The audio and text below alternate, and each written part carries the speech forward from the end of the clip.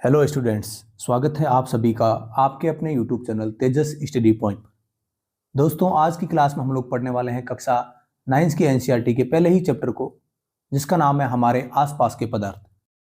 क्या पढ़ने वाले हैं इस चैप्टर में हम लोग? पहले मैं आपको थोड़ा सा ब्रीफ में समझा देता हूँ कि हम लोग पढ़ेंगे पदार्थ के बारे में। क्या होता है पदार्थ, पदार्थ की कौन कौन सी अवस्थाएं होती है और उन अवस्थाओं के क्या क्या गुण धर्म होते हैं। फिर हम लोग पढ़ेंगे कि पदार्थ की अवस्थाएं परिवर्तित भी होती है, यानी कि एक अवस्था से दूसरी अवस्था में चेंज भी होता है, तो कैसे चेंज होता है। उसके अंदर हम लोग गलनांक और क्वथनांक के बारे में पढ़ेंगे। फिर हम लोग और पढ़ेंगे कि दाब के कारण जो है पदार्थ की अवस्थाएं जो परिवर्तित होती है वो कैसे होती है। ऊर्ध्वपातन क्या होता है, इन सभी के बारे में हम लोग डिटेल से आज के चैप्टर में पढ़ने वाले हैं। तो आपसे ये निवेदन है कि आप इस वीडियो को पूरा देखें ताकि एक भी इस चैप्टर का पॉइंट आपसे मिस ना हो। तो शुरुआत करते हैं बिना देरी के हमारे वीडियो की, हमारे आसपास के पदार्थ। तो हमारे आसपास के पदार्थ में लोग सबसे पहले पढ़ेंगे कि पदार्थ क्या होता है। पदार्थ क्या होता है कि विश्व के अंदर जितनी भी सामग्री, जितनी भी चीजें हैं, वो जिससे बनी है उसे हम लोग पदार्थ कहते हैं। विश्व की प्रत्येक वस्तु जिस सामग्री से बनी होती है उसे हम लोग पदार्थ कहते हैं। और हमारे आसपास मौजूद हर वस्तु में क्या है? पदार्थ। हमारे जितनी भी आसपास मौजूद वस्तु हैं, जैसे टेबल है, चेयर है, पेन है, हम पानी पीते हैं, हम लोग चाय पीते हैं, कॉफी पीते हैं, हम जो ऑक्सीजन गैस लेते हैं, ये सारे के सारे पदार्थ है। और पदार्थ किससे बना होता है? पदार्थ कणों से मिलकर बना होता है। और कण क्या होते हैं? कण पदार्थों से जो है, पदार्थों का सबसे सूक्ष्म रूप माना जाता है कण। और कण जो है बहुत ही छोटे होते हैं। और इन कणों के कुछ गुण होते हैं कि इन कणों के अंदर भी पदार्थ, अलग अलग पदार्थों के कणों के गुण जो है अलग अलग होते हैं। और कुछ गुण यहाँ पे लिखे हुए हैं कि पदार्थों के क्या क्या गुण होते हैं। तो पदार्थों के कण एक तो गति करते रहते हैं हमेशा। पदार्थ के कण कभी भी स्थिर नहीं रहते, गति करते रहते हैं। गति के लिए जरूरी है कि स्पेस कितना है भाई। अगर एक कण को गति करने के लिए ज्यादा स्पेस, जगह मिल रही है, तो कण ज्यादा गति करते हैं, और जिसको जगह कम मिल रही है वो कम गति करते हैं। यानी कि ये हम आगे पढ़ने वाले हैं कि जो ठोस पदार्थ होते हैं उनके पदार्थ के कण जो है गतिशील कम होते हैं। गैसों के गतिशील बहुत ज्यादा होते हैं कि गैसों के कणों के बीच में बहुत सारी जगह होती है। तो पदार्थ के कणों के बीच में क्या होता है? रिक्त स्थान होता है, यानी कि खाली जगह होती है। यहाँ से आपको दिख रही होगी, ये पदार्थों के बीच में क्या होती है? खाली जगह होती है। और पदार्थ के कण एक दूसरे को आकर्षित करते हैं। पदार्थ के कण एक दूसरे को आकर्षित करते हैं। पदार्थ के कणों के बीच में रिक्त स्थान पाया जाता है। पदार्थ के कण गति करते हैं, यानी कि उनके अंदर गतिज ऊर्जा होती है। अब आगे हम लोग देखने वाले हैं कि पदार्थ की कौन कौन सी अवस्थाएं होती है। तो हम प्रमुख पदार्थ की 3 अवस्थाओं के बारे में पढ़ते हैं: ठोस, द्रव और गैस। वैसे मैं आपको बता दूं, हम पदार्थ की 2 और अवस्थाएं पढ़ते हैं जो आपकी क्लास के हिसाब से जो है थोड़ा आउट ऑफ सिलेबस है, थोड़ा महत्वपूर्ण नहीं है, लेकिन मैं बता देता हूं कि पदार्थ की जो चौथी अवस्था है उसको हम लोग प्लाज्मा कहते हैं। और पदार्थ की जो पांचवी अवस्था है उसको हम लोग बोलते हैं बीईसी, बोस आइंस्टीन कंडेंसेंट। तो बोस आइंस्टीन कंडेंसेंट जो है वो 5वीं अवस्था है, और प्लाज्मा जो है वो पदार्थ की चौथी अवस्था है। 3 प्रमुख अवस्थाएं जो हमारे सिलेबस के अंदर है वो है ठोस, द्रव और गैस। और यहाँ पे कुछ गुण लिखे हुए हैं, और गुण के आधार पर इन तीनों के बारे में डिफरेंस बताया गया है। तो इन गुणों को आप लोग अच्छे से समझने का प्रयास करें। सबसे पहला गुण है आकार। आकार कैसा होता है? तो ठोस का जो है वो आकार फिक्स होता है, यानी कि आकार निश्चित होता है। द्रव का आकार निश्चित नहीं होता, और गैस का आकार भी निश्चित नहीं होता। तो ये पॉइंट आप ध्यान रखेंगे। ठोस का आकार हमेशा निश्चित होता है, द्रव का कोई आकार नहीं होता। पानी को आप जो है कप में डालोगे तो कप का आकार ले लेगा, और उसी पानी को आप गिलास में डालोगे, गिलास का आकार ले लेगा, और उसी को आप किसी कटोरी में डालोगे तो कटोरी का आकार ले लेगा। यानी कि गैस और द्रव का कोई भी आकार नहीं होता, ठोस का आकार फिक्स होता है। आयतन की बात की जाए तो आयतन, ठोस का आयतन जो है वो निश्चित होता है, द्रव का भी आयतन निश्चित होता है, लेकिन गैसों का आयतन निश्चित नहीं होता। तो द्रव का आयतन निश्चित होता है, ठोस का आयतन भी निश्चित होता है, और गैसों का आयतन निश्चित नहीं होता, क्योंकि गैसों को जिस बर्तन में रखा जाता है उसी का आकार और उसी का ही आयतन ले लेती है, यानी कि पूरे के अंदर फैल जाती है। आपने पानी डाला 100 ml, और आपके पास 1000 ml का कोई न कोई बोतल है, तो पानी यहाँ तक ही रहेगा, जब तक 100 ml आएगा वहीं तक रहेगा। लेकिन अगर आप 100 ml गैस को आप इसी 1 लीटर वाले में डालोगे तो ये वापस 100 ml के आकार में फैल जाएगा। यानी कि इसका आयतन जो है वो निश्चित नहीं होता। द्रव का आयतन निश्चित होता है, ठोस का आयतन निश्चित होता है, गैसों का निश्चित नहीं होता। तो दो आप कैरेक्टरिस्टिक समझ गए होंगे कि आकार जो है ठोस का निश्चित होता है, बाकी दोनों का निश्चित नहीं होता, और आयतन ठोस का भी निश्चित होता है और द्रव का भी निश्चित होता है, लेकिन गैसों का आयतन निश्चित नहीं होता। दृढ़ता, दृढ़ता यानी कि वे कितने मजबूत है, उनमें उनके अंदर जो है तरलता है या दृढ़ता है, वो कितने मजबूत है। तो ठोस जो है वो मजबूत होते हैं, वे दृढ़ होते हैं और उनमें बहने का गुण नहीं पाया जाता, यानी कि एक जगह से दूसरी जगह बहने का गुण नहीं पाया जाता। द्रव, द्रव ठोस की अपेक्षा कम दृढ़ होते हैं, दृढ़ नहीं होते, और ये तरल होते हैं और ये बह सकते हैं। और गैसें तो बिल्कुल बह सकती है, गैसें तो बिल्कुल भी दृढ़ नहीं होती, उनके अंदर दृढ़ता होती नहीं। दृढ़ता कैसे आएगी? जब पदार्थ के कण ज्यादा पास में होंगे तो वो ज्यादा मजबूत होंगे, ज्यादा दृढ़ता होगी, और पदार्थ के कण ज्यादा दूर होंगे तो उनके अंदर दृढ़ता कम होगी। और पदार्थ के कण ज्यादा पास होंगे तो उनके अंदर आकर्षण बल भी अधिक होता है। तो कणों के आकर्षण बल के आधार पर भी आप इन गुणों को पढ़ें कि ठोस के कण ज्यादा पास पास में होते हैं तो उनके अंदर आकर्षण बल ज्यादा होता है और वे दृढ़ होते हैं। द्रव के कण जो है वो ठोसों से थोड़े से ज्यादा दूर होते हैं। जैसे मान लो ये जो है ये ठोस है, आप इमेज से देखो, ये देखो दोस्तों, ये ठोस के कण जो है बहुत पास पास में होते हैं, द्रव के कण थोड़े दूर दूर होते हैं, और गैस के कण जो है बहुत दूर दूर होते हैं। तो इसलिए जो है इस ठोस का आकर्षण, ठोस के कणों के बीच में जो आकर्षण बल है वो बहुत ज्यादा होता है, द्रव के कणों के बीच में आकर्षण बल कम होता है, और गैस के कणों के बीच में आकर्षण बल बहुत कम होता है। तो ठोस के कणों के बीच आकर्षण बल अधिकतम, फिर इसमें ठोस से कम होता है, और गैसों में जो है वो कणों के बीच आकर्षण बल बहुत ही, ठोस और द्रव में, द्रव गैसों के अंदर जो है वो सबसे कम आकर्षण बल होता है। कणों की स्थिति, यानी कि कण कैसे रहते हैं, कण मतलब किस प्रकार से डिस्ट्रीब्यूट रहते हैं किसी भी पदार्थ के अंदर। तो ठोस के कण बहुत ही पास पास में होते हैं, द्रवों के कण ठोस से थोड़े ज्यादा दूर होते हैं, और गैसों के कण बहुत ही अधिक दूर दूर होते हैं, यानी कि रिक्त स्थान बहुत पाया जाता है। ठोस और द्रव के मुकाबले गैसों के कणों के बीच में जो रिक्त स्थान होता है वो सबसे ज्यादा पाया जाता है। और संपीड्यता, संपीड्यता का मतलब होता है कॉम्प्रेसिबिलिटी, यानी कि आप उसके ऊपर प्रेशर लगा के और उसके कणों को पास लगा सकते हो, पास ला सकते हो। तो आप किसके ऊपर, किस पदार्थ के ऊपर प्रेशर लगा के उसके कणों को ज्यादा पास ला सकते हो? ठोस में तो ला ही नहीं सकते, क्योंकि ठोस के कण तो पहले से ही पास पास में होते हैं, यानी कि इनकी कॉम्प्रेसिबिलिटी यानी कि जो संपीडिता होती है वो बहुत कम होती है, होती ही नहीं है, नगण्य होती है। द्रव की संपीडिता, द्रव की संपीडिता होती है लेकिन काफी कम होती है, और गैसें जो है उनके कण बहुत दूर दूर होती है। तो गैसों के कण बहुत दूर दूर होने के कारण उनके ऊपर आप प्रेशर लगा के उनके कणों को पास ला सकते हो। तो गैसें जो है हाईली कॉम्प्रेसिबल होती है, यानी कि बहुत अधिक संपीडनीय होती है, यानी कि संपीडन क्षमता उनके अंदर अधिक होती है। ठोसों के अंदर होती ही नहीं है, होती है तो नगण्य होती है, और द्रव के अंदर थोड़ी सी होती है। तो ये आप लोग सारे के सारे 6 के 6 पॉइंट गुण जो है उन तीनों के बारे में अंतर से अच्छे से समझे होंगे कि ठोस के कौन से गुण होते हैं, द्रव के कौन से गुण होते हैं, और गैस के कौन से गुण होते हैं। अब हमारा अगला टॉपिक पढ़ते हैं दोस्तों, पदार्थ की अवस्थाओं में परिवर्तन। पदार्थ किस प्रकार अपनी अवस्था को परिवर्तित करता है? तो किसी पदार्थ की अवस्था में परिवर्तन होता क्या है?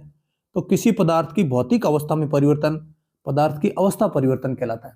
भौतिक अवस्था कौन कौन सी होती है? जो हमने अभी पढ़ा कि एक ठोस होता है, एक द्रव होता है, एक गैस होता है। यानी कि इन भौतिक अवस्थाओं में जब किसी पदार्थ में परिवर्तन होगा, बदल जाएंगे, यानी कि ठोस ठोस ना रह के द्रव बन जाएगा, द्रव गैस बन जाएगा, तो इसी को हम लोग कहते हैं अवस्था परिवर्तन। यानी कि पदार्थ की भौतिक अवस्था में परिवर्तन ही पदार्थ की अवस्था परिवर्तन कहलाता है। उदाहरण दे रखा है कि गर्म करने पर बर्फ पानी में बदल जाता है और पानी जो है भाप में बन जाता है। तो इसी को हम लोग कहते हैं पदार्थ की अवस्था में परिवर्तन हो रहा है। लेकिन पदार्थ की अवस्था में परिवर्तन क्यों होता है, कैसे होता है, क्या करके हम लोग पदार्थ की अवस्था में परिवर्तन कर सकते हैं? तो दो प्रभाव हम लोग पढ़ते हैं महत्वपूर्ण। एक तो तापमान में परिवर्तन करके, यानी कि तापमान के प्रभाव से हम लोग पदार्थ की अवस्थाओं में परिवर्तित कर सकते हैं। जैसे आपने देखा होगा बर्फ के टुकड़े होते हैं या बर्फ होती है, तो बर्फ को आप गर्म करोगे वो पानी बन जाएगी, तो यानी कि तापमान बदल दिया आपने। तो तापमान में परिवर्तन करके, तापमान के प्रभाव से हम लोग पदार्थ की अवस्थाओं में परिवर्तन कर सकते हैं। और दूसरा, दाब में परिवर्तन करके भी पदार्थ की अवस्था में परिवर्तन किया जा सकता है। यानी कि आपने देखा होगा कि गैस के कण बहुत दूर दूर होते हैं और उसके अंदर बहुत ज्यादा दाब लगाएंगे तो वो द्रव में बदल जाएंगे। जैसा आप लोग परफ्यूम में देखते हो, घरों के अंदर जो एलपीजी यूज करते हैं, गैस यूज करते हैं, वो लिक्विड फॉर्म में होती है, लेकिन होती वो गैस है।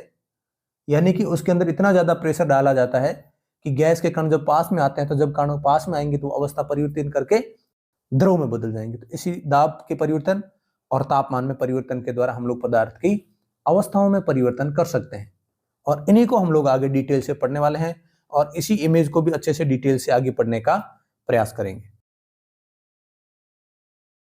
अब हम लोग देख रहे हैं तापमान में परिवर्तन के द्वारा किस प्रकार पदार्थ की अवस्था में परिवर्तन होता है, और इसी में हम लोग पहला पॉइंट पढ़ रहे हैं, गलनांक क्या होता है। पहले तो दोस्तों आप लोग गलनांक को एक साधारण भाषा से समझो। गलना या फिर पिघलना, साधारण भाषा में जब आप समझोगे तो आपको आराम से समझ में आएगा कि पिघलना या गलना, कौन पिघलता है, तो यानी कि बर्फ पिघलती है। तो बर्फ पिघल के क्या बनेगी, पानी बनेगा। यानी कि बर्फ ठोस होती है और पानी द्रव होता है, तो ठोस का द्रव में बदलना क्या कहलाता है, गलना कहलाता है। यानी कि गलनांक यानी बर्फ और ठोस और द्रव से संबंधित। यानी कि एक प्रकार से जो गलनांक और क्वथनांक पढ़ेंगे, एक प्रकार से हम लोग तापमान के बारे में बात कर रहे हैं। और ऐसा तापमान जिस पर कोई ठोस पिघल कर द्रव बन जाता है, वह तापमान कहलाता है गलनांक। ये तापमान अलग अलग होते हैं, हर पदार्थ के अलग अलग होते हैं। जैसे आपको बर्फ का जो है गलनांक कितना होता है, तो बर्फ का गलनांक 273 केल्विन होता है, और 273 केल्विन को हम लोग क्या कहते हैं, 0 डिग्री सेल्सियस कहते हैं। तो 273 केल्विन बर्फ का होता है, यानी कि 0 डिग्री सेल्सियस पे बर्फ का आप रखोगे तो बर्फ जो है वो पानी में बदल जाएगी। हर पदार्थ का अलग अलग होता है। जैसे आपने देखा होगा, लोहे को बहुत अधिक तापमान देने पर लोहा जो है वो द्रव में बदलता है। यानी कि द्रव में बहुत सारे पदार्थ द्रव में बदलते हैं, लेकिन सबको द्रव में बदलने के लिए अलग अलग तापमान की आवश्यकता होती है। इसलिए सभी पदार्थों का अपना गलनांक अलग अलग होता है, और हम लोग एक गलनांक याद रखते हैं हमारे पानी का। और जो बर्फ होती है, बर्फ का गलनांक क्या होता है, 0 डिग्री सेल्सियस, जिसको केल्विन में हम लोग 273 केल्विन बोलते हैं। अब हमारा जो सबसे महत्वपूर्ण गलनांक के अंदर ही एक पॉइंट आता है, जिसको बोलते हैं संगलन की गुप्त ऊष्मा। संगलन की गुप्त ऊष्मा क्या होती है, यानी कि जैसे मैं आपको थोड़ा सिंपल में बता दूं कि जब आप बर्फ को 0 डिग्री सेल्सियस पे ले आओगे, तो 0 डिग्री सेल्सियस से आपको तापमान और बढ़ाने की जरूरत नहीं है। 0 डिग्री सेल्सियस पे ही जो है सारी की सारी बर्फ जो है वो किस में बदल जाएगी, पानी में बदल जाएगी। तो इसको ऊष्मा कहां से मिलेगी, 0 डिग्री से आप तापमान नहीं बढ़ा रहे, तो 0 डिग्री पर इसको कहां से वो एनर्जी मिल रही है जिससे वो बर्फ जो है वो पानी में बदल रही है, उसी एनर्जी को हम लोग कहते हैं संगलन की गुप्त ऊष्मा। तो आप पॉइंट समझे दोस्तों, वायुमंडलीय दाब पर 1 किलोग्राम ठोस को उसके गलनांक पॉइंट पर द्रव में बदलने के लिए जितनी ऊष्मीय ऊर्जा की आवश्यकता होती है, उस आवश्यक ऊष्मीय ऊर्जा को हम लोग क्या कहेंगे, संगलन की गुप्त ऊष्मा कहेंगे। यानी कि वायुमंडलीय दाब पर जो यानी सामान्य दाब होता है, एटमॉस्फेरिक प्रेशर होता है, उस सामान्य दाब पर 1 किलोग्राम ठोस, कोई सा भी हो सकता है, भले वो बर्फ हो सकता है, लोहा हो सकता है, कोयला हो सकता है, कोई सा भी, 1 किलोग्राम ठोस को उसके गलनांक बिंदु पर द्रव में बदलने के लिए उसको जितनी ऊष्मीय ऊर्जा की आवश्यकता होती है, यानी कि वो गलनांक पर आने के बाद वो अपने आप सारा का सारा जो है वो द्रव में बदल जाएगा। तो वो जो उस ऊष्मा की आवश्यकता होती है, उस ऊष्मा को हम लोग कहते हैं संगलन की गुप्त ऊर्जा कहते हैं। और संगलन की गुप्त ऊष्मा अगर आप बर्फ में मिलेगी, तो बर्फ में जो संगलन की गुप्त ऊष्मा वो पानी में चली जाएगी। तो यानी कि एक और पॉइंट आप लोग ध्यान रखेंगे कि 0 डिग्री सेल्सियस पर बर्फ के कणों की तुलना में 0 डिग्री सेल्सियस पर पानी के कणों में अधिक ऊर्जा होती है। क्यों होती है, क्योंकि जो संगलन की गुप्त ऊष्मा थी वो कहां चली गई है, वो पानी में चली जाती है। इसलिए जो पदार्थ में परिवर्तन होता है और जो लास्ट में जो पदार्थ बनता है, उसके अंदर जो गुप्त ऊष्मा होती है वो ज्यादा होती है। अगला हमारा पॉइंट है क्वथनांक क्या होता है। क्वथन का मतलब होता है दोस्तों उबलना। क्वथन का मतलब होता है उबलना। और उबलता कौन है, ठोस कभी नहीं उबलता, द्रव उबलता है। यानी कि पानी उबलता है, और जब आप पानी को उबालोगे तो आपको क्या मिलेगा, पानी उबल के क्या बन जाएगा, भाप बन जाएगा। यानी कि द्रव का भाप बनना, यानी कि द्रव का गैस में बदलना ही क्या कहलाता है, क्वथनांक। लेकिन क्वथनांक तो एक प्रकार का ताप है, जो मैंने आपको शुरू में बताया। गलनांक और क्वथनांक एक प्रकार के ताप होते हैं। तो वायुमंडलीय दाब जो हम जो पढ़ रहे हैं दोस्तों, इसको हम लोग एक एटीएम बोलते हैं ना, कि एक एटमॉस्फेयर, जो हमारा वायुमंडल का जो सामान्य दाब होता है उस दाब पर बात करते हैं। तो वायुमंडलीय दाब पर वह तापमान जिस पर कोई द्रव उबलने लगता है, उसको उबलने लगता है यानी कि गैस में बदलने लगता है, उसी को हम लोग क्या कहते हैं, क्वथनांक कहते हैं। और बर्फ का तो क्वथनांक होगा नहीं, क्योंकि बर्फ तो ठोस अवस्था में है। और क्वथनांक किसका होगा, द्रव पदार्थ का क्वथनांक होगा, क्योंकि क्वथनांक होता क्या है, द्रव का गैस में बदलने वाला तापमान। तो यानी कि अपने जल का क्वथनांक कितना होता है, तो जल को जब आप 100 डिग्री सेल्सियस पर यानी कि 373 केल्विन पे ले जाओगे, तो हमारा जल जो है वो पिघलना यानी कि भाप बनना शुरू हो जाएगा, यानी कि जल जो है वो वाष्प बन के उड़ जाएगा। तो जब पानी को उबाला जाता है तो उसके तापमान में वृद्धि नहीं होती, तापमान 100 डिग्री ही रहता है, क्योंकि तापमान की गुप्त ऊर्जा पानी के समुच्चय के बीच आकर्षण बल को नष्ट कर देती है। यानी कि जब आप 100 डिग्री तापमान तक पानी को पहुंचा देते हो, तब आप गर्म करते हो, फिर भी पानी का तापमान नहीं बढ़ता, क्योंकि उसके अंदर जो ऊष्मा होती है, उसके अंदर कौन सी ऊष्मा होती है, वो पानी की गुप्त ऊष्मा होती है, जिसको हम लोग वाष्पीकरण की या फिर वाष्पन की गुप्त ऊष्मा बोलते हैं। वो गुप्त ऊष्मा क्या करती है, पानी के बीच में जो आकर्षण बल होता है वो तोड़ देती है और पानी को किस में बदल देती है, गैस में बदल देती है। तो ये ध्यान रखेंगे, यानी कि 100 डिग्री सेल्सियस पहुंचने के बाद पानी का तापमान नहीं बढ़ता और सारा का सारा पानी जो है किस में बदल जाता है, गैस में बदलने लगता है। और इनमें जो ऊर्जा की आवश्यकता होती है, इस ऊर्जा को हम लोग गुप्त ऊष्मा कहते हैं। 373 केल्विन ताप पर भाप के कणों में उसी तापमान पर पानी के कणों की अपेक्षा अधिक ऊर्जा होती है। ये मैंने पॉइंट आपको जस्ट पहले समझाया। यानी कि जो गुप्त ऊष्मा होती है, किसी में भी हो सकती है। ठोस की गुप्त ऊष्मा होती है, जब द्रव में बदलेगा तो गुप्त ऊष्मा सारी द्रव में चली जाएगी, तो द्रव में ज्यादा होगी। अगर द्रव पदार्थ है और वो गैस में बदल रहा है, तो द्रव की गुप्त ऊष्मा कहां चली जाएगी, गैस में चली जाएगी। तो किसके अंदर अधिक ऊर्जा होगी, यानी कि जो पदार्थ बनेगा, यानी क्वथनांक में क्या बनता है, द्रव से गैस बनता है, यानी कि वाष्प के कणों के अंदर पानी के कणों की अपेक्षा अधिक ऊर्जा होगी। और यही कारण है कि समान तापमान पर हमारे अंग गर्म पानी की अपेक्षा भाप से ज्यादा जलते हैं।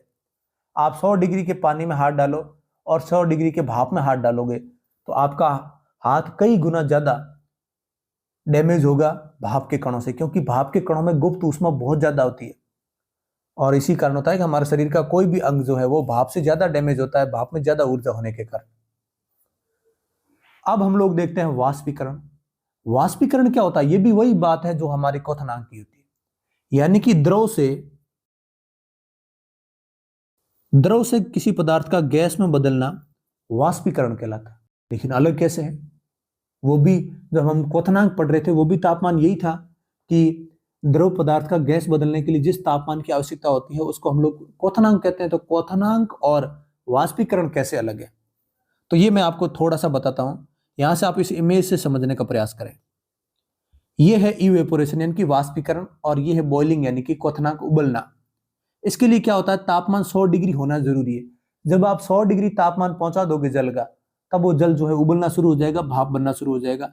लेकिन आपने बहुत जगह देखा होगा, जैसे हम लोग कपड़े सुखाते हैं, कपड़े गीले होते हैं, उसके अंदर पानी होता है, लेकिन हम कपड़ों को 100 डिग्री पर उबालते नहीं है, फिर भी जो है हमारे कपड़ों का पानी जो है सारा का सारा जो है वो उड़ जाता है, वाष्प बन जाता है। यानी कि जब सामान्य तापमान पर, यानी कि जो नॉर्मल टेम्परेचर है, उस तापमान पर कोई पानी जो है यानी कि जो द्रव है वो गैस में बदल रहा है, उस प्रक्रिया को सामान्य ताप पर जब हम उसके क्वथनांक तक नहीं पहुंचा रहे, नॉर्मल टेम्परेचर है जितना है वैसा ही है, उस तापमान पर कोई भी द्रव गैस में बदल रहा है, तब हम कहेंगे कि उस द्रव का क्या हो रहा है, वाष्पीकरण हो रहा है। यानी कि क्वथनांक से कम तापमान पर द्रव के वाष्प में परिवर्तन होने की प्रक्रिया को वाष्पीकरण कहते हैं। क्वथनांक पर ले जाके हम लोग द्रव को गैस में बदल रहे हैं, तब तो हम ये कहेंगे कि हम उसको उबाल रहे हैं। लेकिन जब क्वथनांक तक नहीं पहुंच रहे हैं, नॉर्मल सामान्य तापमान पर कोई द्रव गैस में बदल रहा है, तब वो द्रव का क्या होता है, वाष्पीकरण होता है। और कुछ कारक होते हैं जो वाष्पीकरण को प्रभावित करते हैं। यहां से आप इमेज से समझ सकते हो, या फिर आप अपना जो कपड़ों वाला उदाहरण ले सकते हो जो हमारी एनसीईआरटी में दे रखा है, वो मैं आपको समझाऊंगा। हमारे कपड़े सुखाने के लिए जो है आप क्या क्या करते हो, उस कपड़े सुखाने के क्रम में आपको ये सारे बातें याद रह जाएगी। सतही क्षेत्रफल, यानी कि किसी पदार्थ का सतही क्षेत्रफल बढ़ने से वाष्पीकरण की दर बढ़ जाती है। आप कपड़े को कभी ऐसे जो है गोल मोल करके नहीं सुखाते, कपड़े को फैला के सुखाते हो। यानी कि जब कपड़े का जो एरिया है, क्षेत्रफल आप बढ़ा दोगे, तो क्षेत्रफल बढ़ने से उसकी वाष्पीकरण की दर जो है बढ़ जाएगी, और आपका जो एक तो आपने ऐसे कपड़ा निचोड़ के सुखाया और एक कपड़ा जो है वो फैला के सुखाया, तो फैला के सुखाने वाले कपड़ा जो वो जल्दी सूखेगा। तापमान में वृद्धि, तापमान में वृद्धि यानी एक तो आपने जो है सुबह के समय कपड़ा सुखाया, एक दोपहर में कपड़ा सुखाया है, तो दोपहर में तापमान ज्यादा होता है, तो दोपहर में कपड़ा हमारा जल्दी सूखेगा, यानी कि तापमान बढ़ाने से वाष्पीकरण की दर भी क्या हो जाती है, बढ़ जाती है। आर्द्रता यानी कि नमी, इसका भी आप उदाहरण ऐसे समझो कि आप वही शर्ट सुखा रहे हो, एक आप धूप में सुखा रहे हो, बढ़िया अच्छे से धूप आ रखी है, एक है बारिश का मौसम है, यानी कि वायुमंडल के अंदर जो है नमी की मात्रा ज्यादा है, तो बारिश के मौसम में नहीं सूखेगा, यानी कि हवा में अगर आर्द्रता है तो वाष्पीकरण की दर क्या हो जाएगी, घट जाएगी। और अगला है वायु की गति, जब आपने देखा है कि एक तो बहुत तेज हवा चल रही है, एक हवा नहीं चल रही है, तब हमारे कपड़े कहाँ जल्दी सूखेंगे, जहां तेज हवा चल रही है, यानी कि अगर वायु की गति बढ़ती है तो वाष्पीकरण की दर भी क्या होती है, बढ़ जाती है। तो हमने ये देखा दोस्तों उबलने से वाष्पीकरण किस प्रकार से अलग है, कि वाष्पीकरण के लिए आपको क्वथनांक तक पहुंचने की जरूरत नहीं है।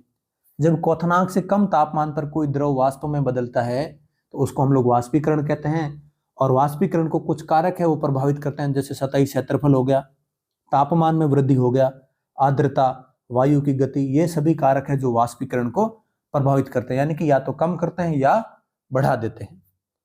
एक जो मोस्ट इंपोर्टेंट पॉइंट है जो हमारी एनसीईआरटी में, वो है वाष्पीकरण से शीतलता होती है, ठंडक महसूस होती है। आप कभी भी नहा के आते हो और पंखे के नीचे खड़े होते तो आपको बड़ी ठंडक महसूस होती है, क्यों होती है? या फिर आपने कभी देखा होगा कि हमारे कभी हाथ पे कभी कोई पेट्रोल लग जाता है, या फिर हम जब परफ्यूम लगाते हैं तो हमारे हाथों से जब परफ्यूम जो है वाष्पीकरण होकर उड़ता है तो हमारे हाथ जो है, हमारे किसी भी अंग पे जो है ठंडक महसूस होती है। ये क्या कारण होता है? तो मैं पॉइंट आपको पहले समझाऊंगा, उसके बाद इसमें जो भी लिखा हो मैं आपको बता दूंगा। पहले तो आप ये समझो कि जब आप किसी पदार्थ का जब वाष्पीकरण होता है तो वहां जो है वो दाब कम होता है, दाब कम होता है यानी कि उनके अंदर ऊर्जा भी क्या होती है, कम होती है। और उस ऊर्जा को पूर्ति करने के लिए, उस कम ऊर्जा की पूर्ति करने के लिए यहाँ के कण क्या करते हैं, अपने आसपास के कणों से ऊर्जा लेते हैं, और जब आसपास के कणों से, वातावरण के आसपास के कणों से जब ऊर्जा लेते हैं तो हमें ठंडक का आभास होता है। वाष्पीकरण प्रक्रिया के दौरान लुप्त हुई ऊर्जा को पुनः प्राप्त करने के लिए, यानी कि जो ऊर्जा वहां से चली गई है उसको पुनः प्राप्त करने के लिए द्रव के कण अपने आसपास के वातावरण से ऊर्जा को अवशोषित करते हैं, आसपास के वातावरण से ऊर्जा लेते हैं, और इस अवशोषण के कारण ही हमें क्या महसूस होती है, शीतलता महसूस होती है। उदाहरण आप लोगों ने बहुत बार जो है मैंने आपको बता दी, जैसे हम लोग परफ्यूम लगाते हैं, या फिर कभी आप हथेली में पेट्रोल लोगे तो भी आपको ऐसा ही आभास होगा, या फिर जब हम लोग नहा के आते हैं और पंखे के नीचे आके खड़े होते हैं तो हम लोग जो है वो शीतलता का आभास होता है। अगला है ऊर्ध्वपातन क्या होता है, सब्लिमेशन क्या होता है। तो जिस प्रकार क्वथनांक है उसी प्रकार ऊर्ध्वपातन है, लेकिन ये थोड़ा सा अलग है, यानी कि कुछ पदार्थ ऐसे हैं जो ठोस अवस्था से बिना द्रव में परिवर्तित हुए सीधे गैस में बदल जाते हैं। इस प्रक्रिया को ऊर्ध्वपातन कहते हैं। सब्लिमेशन क्या होता है कि ठोस, अगर आपके पास बर्फ है, बर्फ को आप टेम्परेचर बढ़ाओगे तो वो द्रव में बदल जाएगा, यानी कि पानी में बदल जाएगा। लेकिन कुछ पदार्थ ऐसे हैं जो द्रव से ठोस में नहीं बदलते, सीधे ठोस से किस में बदल जाते हैं, गैस में बदल जाते हैं। और वो पदार्थ जो सीधे ठोस से गैस में या गैस से सीधे ठोस में बदल जाते हैं, इन पदार्थों की इन प्रक्रिया को हम लोग कहते हैं ऊर्ध्वपातन या सब्लिमेशन। और ऐसे कौन कौन से पदार्थ है जो ऊर्ध्वपातन दर्शाते हैं? तो ये आप एग्जाम्पल याद रखेंगे। कपूर, आपने देखा होगा हम लोग कपड़ों के बीच में जब कपूर रखते हैं और 1-2 महीने बाद देखते हैं तो कपूर वहां से गायब हो जाता है, यानी कि कपूर का जो है वो सब्लिमेशन हो जाता है। आयोडीन, नेफ्थलीन, शुष्क बर्फ यानी ड्राई आइस। ड्राई आइस के बारे में हम लोग अगले स्लाइड में हम लोग पढ़ने वाले हैं, तो मैं यहाँ ज्यादा नहीं बताऊंगा। ये सभी कैसे उदाहरण है, ऊर्ध्वपातन के उदाहरण है। अब यहाँ पे जो है दोस्तों ये चार्ट को मैंने आपको बोला था शुरू में कि आपको हम लोग बाद में बताएंगे, आपको इसको याद रखना है। यानी कि ठोस को द्रव में बदलना, द्रव को ठोस में बदलना क्या कहलाता है, द्रव को गैस में बदलना और गैस को द्रव में बदलना क्या कहलाता है, और ठोस को वापस बिना द्रव में बदले सीधे गैस में बदलना और गैस को सीधे ठोस में बदलना क्या कहलाता है। तो पहले तो आप लोग है ना, इसको रटने की बजाय आप लोग ये समझें कि ठोस के लिए आप बर्फ शब्द यूज कर सकते हैं ताकि आप लोगों को अच्छे से समझ में आएगा। द्रव से आप लोग क्या यूज कर सकते हैं, द्रव पानी होता है, और गैस में आप लोग भाप यूज कर सकते हैं, वाष्प। अब देखो, बर्फ पानी कब बनेगी? जब बर्फ गल जाएगी, यानी कि ठोस से द्रव बदलना क्या कहलाता है? गलनांक, यानी कि संगलन कहलाता है। गलनांक बिंदु पर बदलता है और इसको संगलन कहेंगे, यानी कि गलना। और आपके पास पानी है और आप उस पानी को बर्फ बनाना चाहते हो, तो उसको आप क्या करोगे? फ्रिज में जमा दोगे, यानी कि इसको बोलते हैं जमना। यानी कि द्रव से बर्फ में, यानी कि द्रव से ठोस में बदलना जमना कहलाता है। आपके पास पानी है और वो पानी भाप बन के उड़ रहा है, यानी कि उसको भाप बनना है, उसको बोल देंगे हम लोग वाष्पीकरण। और आपके पास भाप है और भाप वापस पानी में बदल रही है, इसको आप लोग याद रखेंगे दोस्तों, इसको संघनन कहते हैं। और बाकी इनको तो पता ही है। डायरेक्ट बर्फ से जो है गैस, यानी कि ठोस से सीधा गैस, और गैस से सीधा ठोस में बदलने को क्या बोलते हैं? ऊर्ध्वपातन बोलते हैं, सब्लिमेशन बोलते हैं। तो ठोस से द्रव में बदलना संकलन, द्रव से ठोस में बदलना जमना, द्रव से गैस में बदलना वाष्पीकरण, और गैस से वापस द्रव में बदलना संघनन, गैस से सीधा ठोस में और ठोस से सीधा गैस में ऊर्ध्वपातन कहलाता है। अब दोस्तों हमने तापमान के प्रभाव को पढ़ा। अब हम लोग पढ़ते हैं दाब के प्रभाव से किस प्रकार पदार्थ की अवस्था में परिवर्तन किया जाता है। तो पॉइंट देखो, यदि हम गैस लेकर उसे संपीड़ित करें, संपीड़न का मतलब क्या होता है? उसके ऊपर दाब बढ़ाना। संपीड़न का मतलब होता है उसके ऊपर दाब बढ़ाना। तो उसे संपीड़ित करें अर्थात उसके ऊपर दाब बढ़ाएं, तो उसके कणों के बीच की दूरी कम हो जाएगी और गैस जो है वो द्रव में बदल जाएगा। यहां से आप सुने दोस्तों, ये एग्जांपल भी मोस्ट इंपोर्टेंट है और इस इमेज को समझें। ये द्रव है, लिक्विड है, और ये गैस है। आप जब इसके ऊपर दाब बढ़ाओगे तो इसके कण वैसे ही पास पास में होते हैं, द्रव के इतने कण दूर होते ही नहीं है, तो पास पास में होते हैं, तो इसके ऊपर जो है आप ज्यादा दाब नहीं लगा सकते। यानी कि ये क्या होते हैं? स्लाइटली कॉम्प्रेसिबल होते हैं, यानी कि बहुत कम संपीड्य होते हैं। और गैसों के कण वैसे दूर दूर होते हैं, और जब आप इसके ऊपर दाब लगाओगे तो गैस के कण पास पास में आएंगे, यानी कि हाईली कॉम्प्रेसिबल होता है, यानी कि बहुत ही ज्यादा संपीडनीय होता है। उदाहरण आप देख सकते हैं दोस्तों, एलपीजी, सीएनजी। एलपीजी की और सीएनजी की फुल फॉर्म आपको ध्यान रखनी है, अपनी क्लास के अंदर लिख रखे हैं। तो एलपीजी की फुल फॉर्म होती है लिक्विडिफाइड पेट्रोलियम गैस, जो हमारे घरों में घरेलू गैस यूज की जाती है एलपीजी।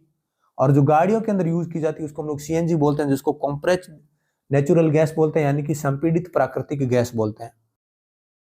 एक और एग्जांपल है दाब के प्रभाव का, ठोस कार्बन डाइऑक्साइड।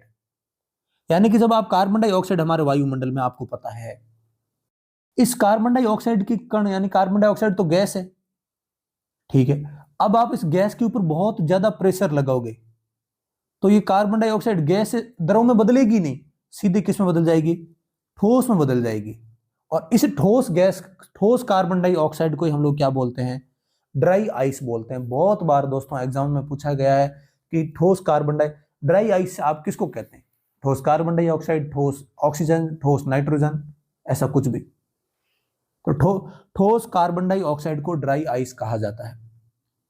तो अब कार्बन डाइऑक्साइड गैस से सीधा ठोस में बदल गई, और अगर आपने दाब को कम कर दिया तो ये ठोस कार्बन डाइऑक्साइड सीधी किस में बदल जाएगी? पुनः कार्बन डाइऑक्साइड गैस में बदल जाएगी। और इसको ये किसके कारण होता है? ये दाब में परिवर्तन के कारण होता है। यानी कि ड्राई आइस को वापस गैसीय कार्बन डाइऑक्साइड में अगर बदला जाना है तो उसके ऊपर क्या करते हैं हम लोग? इसके लिए दाब को घटा देते हैं, और घटाकर 1 एटमॉस्फेयर, यानी कि जो साधारण हमारा वायुमंडलीय दाब है, इस वायुमंडल के दाब के ऊपर जो है आप ठोस कार्बन डाइऑक्साइड को रख दोगे तो आपको उसके ऊपर ज्यादा दाब को कम करने की जरूरत नहीं है। उसी दाब पे वो आराम से जो है वो ठोस से सीधा गैस में बदल जाएगी। यहां पर दोस्तों हमारे पहले चैप्टर को हम लोग कंप्लीट करेंगे। मैं आशा करता हूं आपको मैंने अच्छे से समझाने का प्रयास किया है और आपको समझ में भी आया होगा। और मिलते हैं दोस्तों अगले वीडियो में, सेकंड चैप्टर में। तब तक के लिए जय हिंद, जय भारत दोस्तों।